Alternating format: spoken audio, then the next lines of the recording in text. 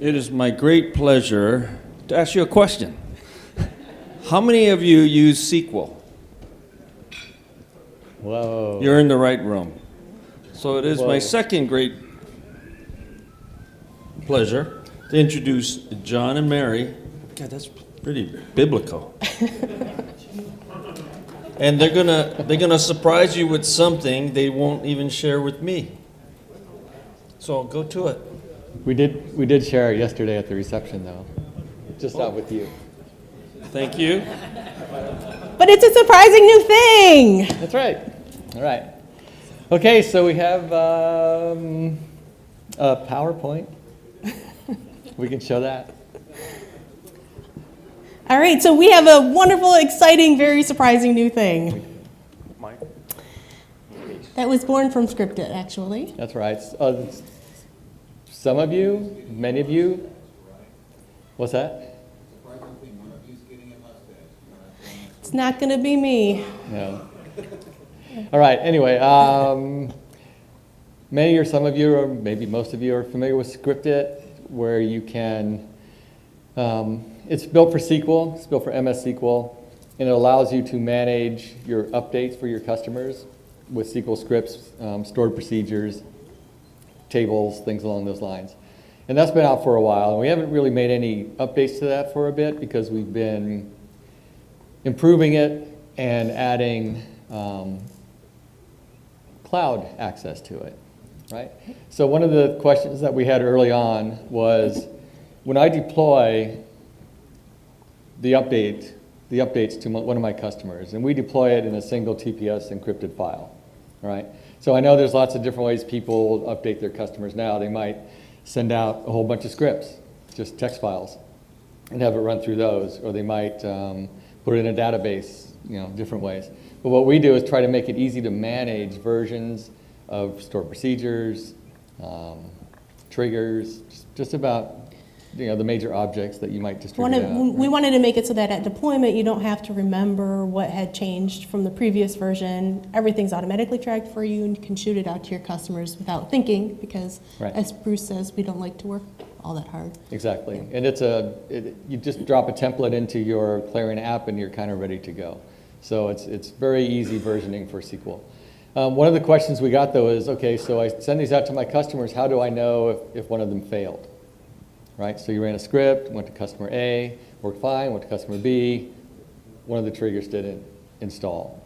But you won't know that until your customer calls you and says that such and such isn't updating now, and I don't know why, and then you got to go back and try and figure out why. So we've been working on kind of moving this information up to a website where you would subscribe to it, and actually we'll probably move to a subscription for Scripted.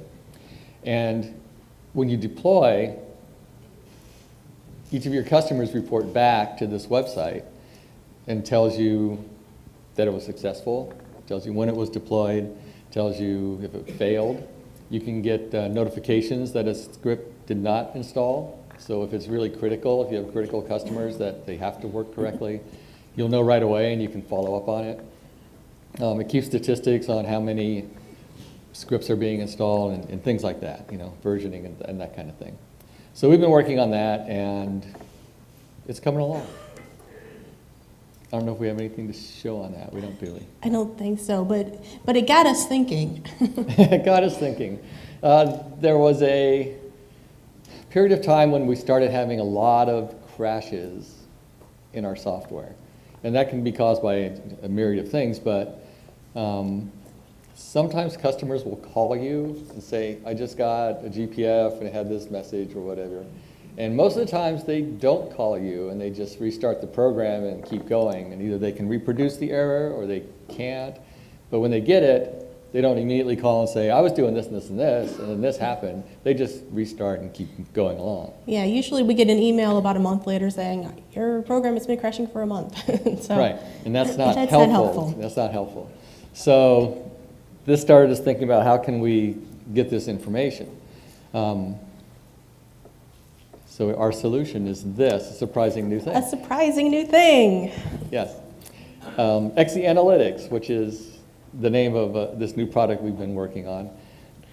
It kind of grew from this, I want to know when something broke, to I want to know what version of Windows they were running. I want to know what screen resolution they were in. I want to know how much memory they've got. I want to know what version of SQL Server that they're running. I want to know what version, I said Windows already, right? Yeah. We want to know how long our program's been open, how many times it's been open and shut. All right, and we want to know what the GPF was.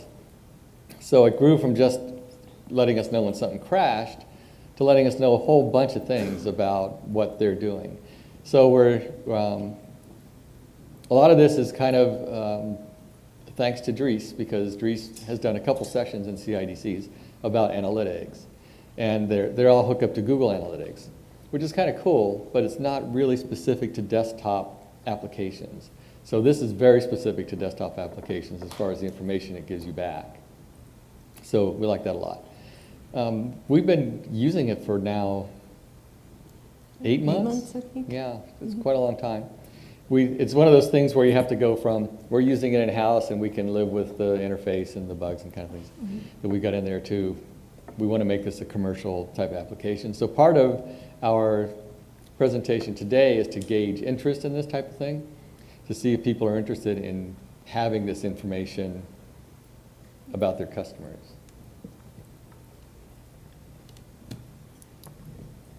All right, so do you want to do this part? Sure. So there's a variety of reasons we ended up using this information.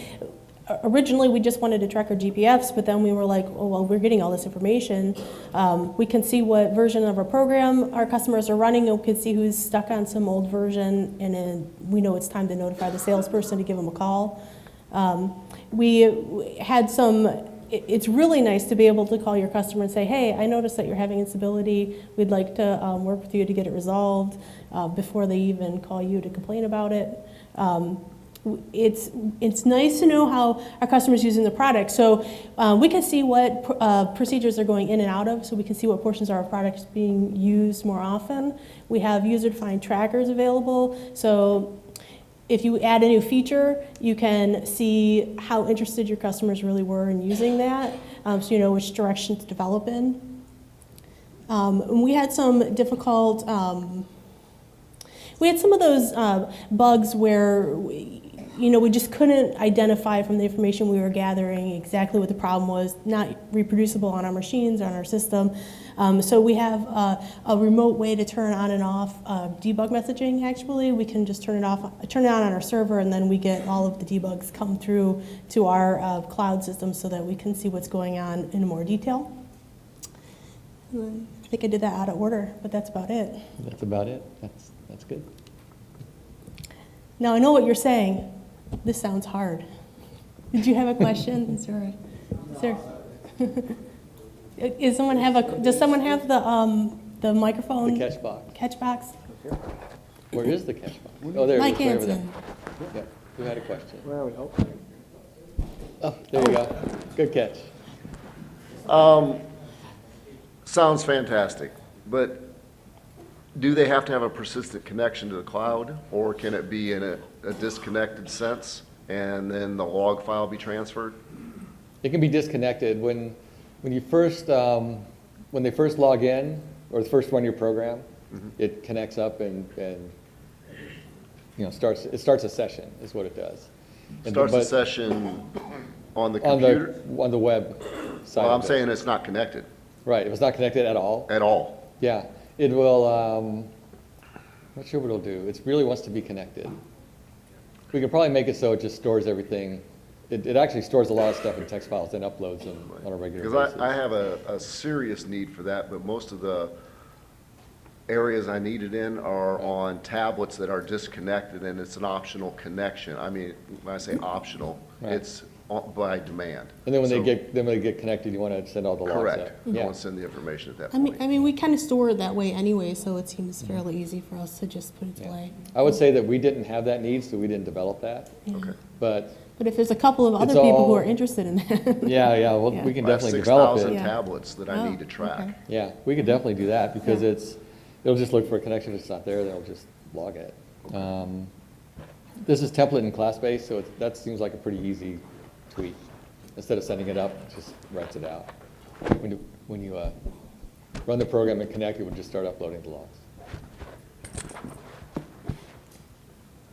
There is a wonderful thing about that. There is a need to that, because I've known several large companies that kind of track their users' disk space, their connectivity to the network, where things disappear all of a sudden. So some of that stuff, and the gentleman was very much correct. If the network is not there, you can't transmit, you can't connect, you can nothing, but you still need statistics. Right. If the disk goes down to 5% and the next rush that comes through, it's going to wipe out your disk, everything dies. Right. So Right. that type of thing is several companies that have asked for that. For that, yeah. And the other thing we can do too is put in a feature where you can set some criteria where you want to get a message right away if there's a situation like what you're just talking about, right? They get low on disk space.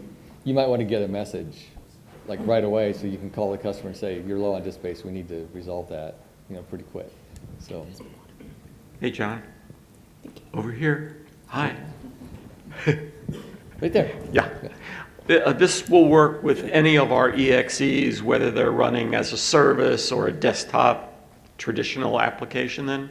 Yeah. It wouldn't yeah. make any difference, yeah. No, it okay. shouldn't make any difference at all. Right. What it is, okay, so we've made a template. I should have maybe shown the template, but what we thought we would do is do a more detailed presentation on Clarion Live because we got a lot more time than what we have today. Well, right now it's an in-house product, so we're gauging interest to make it something that we would Right. commercially make available, so, Right. yeah. But, if people are interested later, I can definitely, we can pull up our laptop Sure. and I can show you our apps and how we plug it in. But it's template-based and class-based. You do need some products to make it work. We need, if you're doing, there you go, went right to the next Look slide. at that. Yeah. You need J files because we send data back and forth using JSON, using data. If you want to do GPF reporting, and this is optional, you don't need to do GPF reporting. But if you want to, then you would need GPF Reporter. And these are pretty much all CapeSoft products here. We just decided that they worked best for what we were doing. So, and a lot of people have these anyway, so I don't think we're asking for a lot, extra investment. String theory, obviously, is needed. And then any version of NetTalk is needed, because that's what does the communication back and forth to our server. So anyway, so when you start the program, it goes ahead and starts a session. Each of the sessions are tracked, so you can tell, okay, this is when they came up, and this is when that session went down. And typically, you want it to be not have any problems when it goes up and comes down. You don't want unusual terminations. But can we get to the website, do you I think so. Oh, there you show that chart, I guess. I can, I think. Oh, no, it logged me out. Oh, like, oh, we lost our picture? I have to do tech support here? Oh, no. Where's the tech support people? Did you lose it back there? It's the screen itself is done. You got it there? Oh, you don't have it anywhere?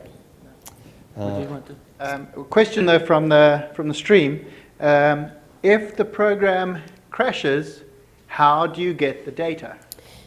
It sends it on the next start. So the next time you open the program, it'll send everything back up.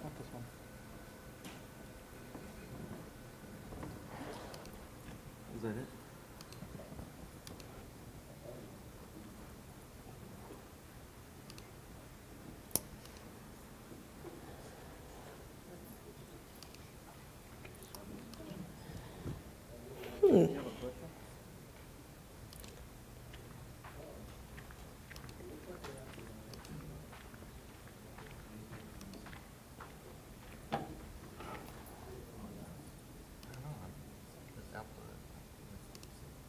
Oh, the input drops. The input drops. That's not working. Okay, you got it, don't touch it.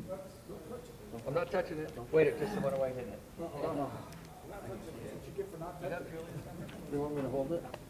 I don't think you have to hold it. Okay, I'll get Oh, this is just looking at all sorts of light. Yeah, because we need it for the presentation anyway. Yeah, All right. it's not good. We'll talk it through. Well, if you could see what I was seeing, You'd be amazed. You would be amazed at this amazing new thing. Oh, he got it. He got Oh, it. yay. Arnold got it. Okay, good deal. Yeah, we need to call our AV guy. He might get it all fixed up for it. Okay, so there you go. So yeah, it's one of those things where we want it to be as good as we possibly can get it. So we've been working on graphs and charts and things like that so you can see things. This is, what are we showing? Oh, there's a version chart. Okay, so we can see how many people are on our latest versions and how many people have really old versions and how many people we need to update. And then this other one is I can't see because it's teeny tiny. just teeny tiny. It might be a Windows thing, Windows versions. So we're trying to get a lot of statistics into charts and things. So I'm working with NetTalk and JavaScript, things that are kind of out of my normal type of programming. So we're doing that kind of thing.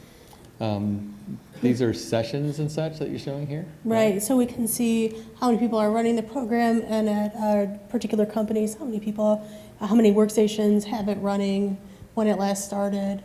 And then on the other side of the screen here, you can see if you have an individual workstation and you want to drill down, then you can see the statistics about that particular workstation, all the sessions that they've been logged into, how long time. This isn't live here. No. Had connectivity issues to get it to click on it, but you can drill down further and see, if there was an error report, you can click on it and see all the details. The GPF, if you did have trackers set up, you can click on it and see whatever tracker activity. Whatever tracker activity you had on that particular promotion or whatever you're trying to track. Right. Yeah, so it'll be more fun when we can show you a little more live type of stuff, but that's how it works.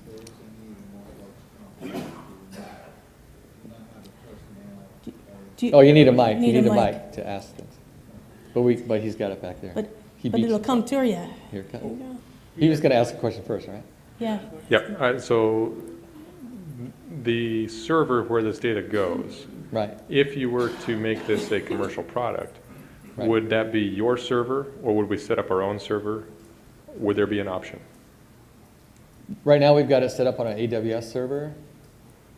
We were considering mostly just coming to our server as a subscription type thing. So I don't know how that would work if it was on your server, as far as subscribing to it. I guess we could work that out. Is it We'd have to talk about it. We haven't quite.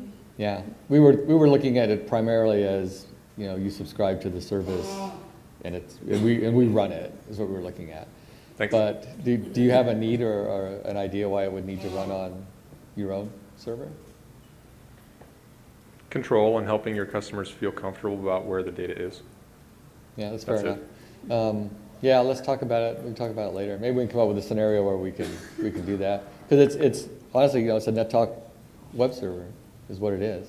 But we Just a don't Clarion web collect server. personal information of any kind. It's only statistical information about the program. So it's not like, Yeah, it's not like we would know a lot about, Right. what you're doing. Stored in a SQL database. I had a thought and then I lost it. I don't know, how about a question then? Licensing, that's what I was going to talk about. A lot of time, your customers might be concerned that you're collecting information. You're not collecting any more information than what a typical website collects from you normally, right? You're just collecting normal type stuff, Windows information. You could collect more if you want, that's kind of up to you, but then it's your issue, I guess, if they don't want you to do that. We just changed our license agreement to say that we're going to collect this information, and if you don't want us to, then you should run something else, because we need this for our support, and that's pretty much it. I don't want to give them an option to opt out of it. I just want to say this is it, this is what we get, and you like it or you don't like it, I guess. So that's where we are on that. Go ahead. There is a very large scale need because most folks, large companies, don't even have the manpower or as much as the knowledge as to implement this type of thing. So, yeah, that would be a good thing to get into. The server thing, as long as you can sort of do that, have their own server, but as long as you have the product, it is valid to actually ask for it and make sure you have it. Right.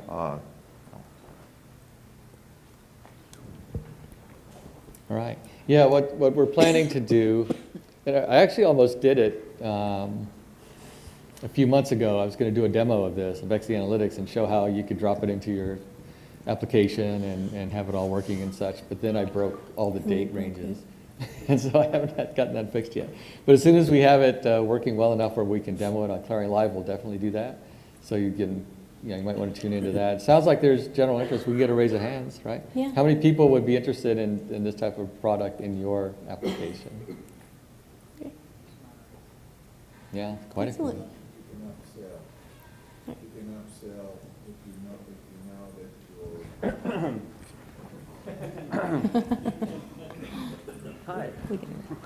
One of the nice think things we're is that you gonna can go also, with that. So if we're you're gonna- tracking specific features, and you have layers of product, Yeah. you can upsell your product with this. Yeah. Or additional services, especially if you're taking care of a lot of customers that don't have their IT or any IT, and you can actually know that what that's going to go, this guy's running out of disk space. They're got a 10-year-old machine here. Okay, that type of thing is very easy and very profitable. I agree. And two more things that we can add to it is license checks. If you want to make sure that someone who's running your software actually has a license for it, that's easy enough, because you really have a two-way communication, with this system. And you can also, at the moment you cannot, but we're thinking of adding messaging as well, where you can broadcast a message out to all your customers or one customer, things like that. So it's a lot of possibilities with it. We use it when someone calls and we're having a lot of issues, and we just start looking at their account and seeing what they're up to and go from there. So, yeah. So that's it. It was a surprising new thing. It was Two surprising. more questions. And it was new. And it Oh, was we a got one thing. question. Sorry, We I've got two more Oh, questions. wait, I guess we got two questions on online. Two questions from the online folk. First one, will it track TPS-based programs, or is this only SQL? It will track any base program. Excellent. Would it be possible to send the error to services like Sentry or Rollbar? I don't know what those are, so I would say at the moment no, but we will have an API into it, so maybe you could do that yourself if you needed to. Cool. Yeah. Would you use NetTalk with that API? We're using NetTalk right now to build the entire thing. So, yeah, we would. Surprisingly, yes, we would. I'm being safe this time. Did you plug into the internet? Oh, it's right over there. The plug. Since you're doing this communication using your API, does it require any specific ports to be open or anything that needs to be done on a client's machine? No, it doesn't. Yeah. It doesn't. It's just standard, just like a web browser. It's standard access. Yeah. And it's secured, Bruce. You like that? The website is secured. All right, I think we're out of time. Thanks, everybody. If you have questions, we'll be here the rest of the week. We're here all week. Thank you. All right, thank you. If you want to take a break, you can, but I'm going to give this box away. If you leave, you might not be able to get it. I like doing this one. Okay, should we do this now? All right, who's interested in something like this? Okay, let's do it then. Taking it with me. No. Sorry. If you already won something, you won't be able to. Okay. Stamos, do the honors. Pick my name, pick my name, pick my name. Oh, I can't believe it. Is he even here? Ron Meyer? Hey, I gotta tell you something. Hey, that's worth, he was the last one to register. Like when? Yes, thank you.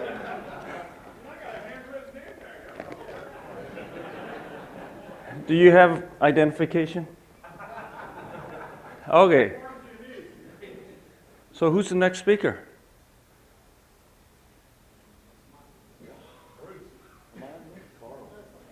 Carl?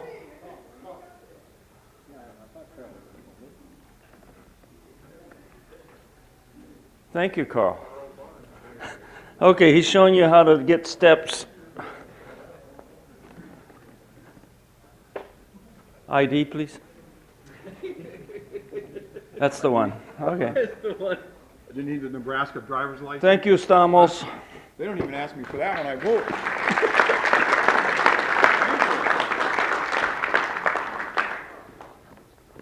Wow, that's a winner, man.